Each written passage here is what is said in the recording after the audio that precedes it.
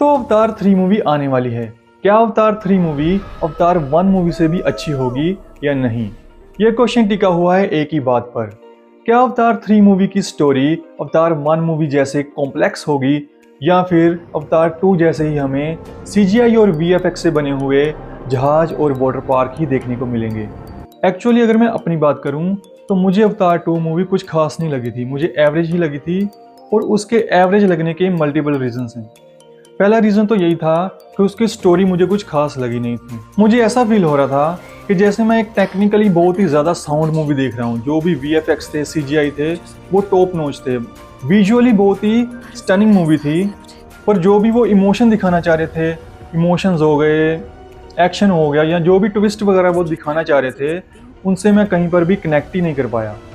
अगर मैं बात करूँ अवतार 1 मूवी की, तो वो मुझे अवतार 2 मूवी से काफ़ी अच्छी लगती है, क्योंकि उसमें बहुत ही अच्छे तरीके से दिखाया गया है कि कैसे इंसानों ने अपनी धरती को खराब कर लिया है और अब उन्होंने ढूंढा है एक और प्लेनेट जिसका नाम है पेंडोरा, और उसको भी वो वैसे ही खराब कर रहे हैं जैसे उन्होंने अपनी धरती पर सोना चांदी निकालने के लिए जैसे वो अपनी धरती को खराब कर रहे थे।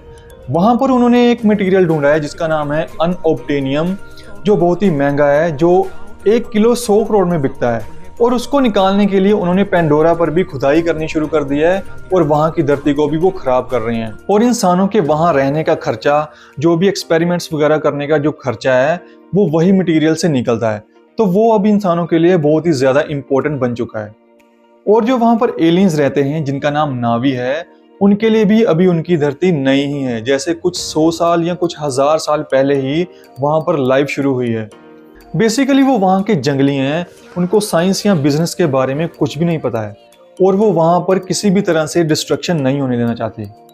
जेम्स कैमरन ने यही दिखाने की कोशिश की है कि जब हमारी धरती पर भी लाइफ शुरू ही हुई होगी तो ये धरती भी पेंडोरा की जितनी ही खूबसूरत रही होगी, क्योंकि पेंडोरा की जो इंस्पिरेशन है वो धरती के वही कोने हैं जहाँ पर इंसान अभी तक पूरी तरह से नहीं पहुँच पाया है। और अगर स्टोरी पर वापस आए तो साइंटिस्ट एक इंसान के दिमाग को नावी जैसी बॉडी के साथ कनेक्ट करके उनके बीच में भेजता है ताकि वो उनकी शर्तें मनवा पाए। और जिस मशीन का वो यूज़ करते हैं, उसके साइड इफ़ेक्ट, उसके साथ क्या क्या परेशानियां आ सकती हैं, वो आपके दिमाग पर क्या असर कर सकती है, वो सब कुछ बहुत अच्छी तरह से दिखाया है। जब जेक सली उनके बीच में जाता है, उनके साथ रहता है, सब कुछ देखता है, तो उसको पता लग जाता है कि इनके साथ गलत हो रहा है, तो वो बाद में उनका ही साथ देना शुरू कर देता है। नाविस के लिए वो एक तरह से अवतार ही होता है, जो कि हमें मूवी के स्टार्टिंग में हिंट भी दिया जाता है पवित्र पेड़ के बीजों के साथ। इतना रियलिटी चेक और इतनी कॉम्प्लेक्स थिंकिंग थी उस मूवी में, और जो एक्शन सीन्स थे उस मूवी के, भाई बड़े बड़े जो जहाज थे,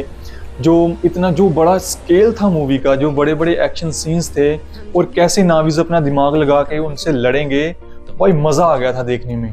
पर अवतार 2 का क्लाइमैक्स देखकर भाई मुझे ऐसा लग रहा था कि जैसे मैं बॉलीवुड की कोई 90s की मूवी देख रहा हूँ जिसमें विलन हीरो के बच्चों को किडनैप करके उससे लड़ने की कोशिश कर रहा है। अवतार 2 मेरे लिए सिर्फ एक विजुअली स्टनिंग मूवी थी। अगर मैं उसका CGI और VFX अलग कर दूं मूवी से, तो मुझे लगता है वो कहीं ना कहीं बिलो एवरेज मूवी ही थी। और भाई जो वो टुलकुन वाला एंगल डाला था मूवी में, वो देख के तो मुझे ऐसा लग रहा था जैसे मैं कोई बच्चों की मूवी देख रहा हूँ।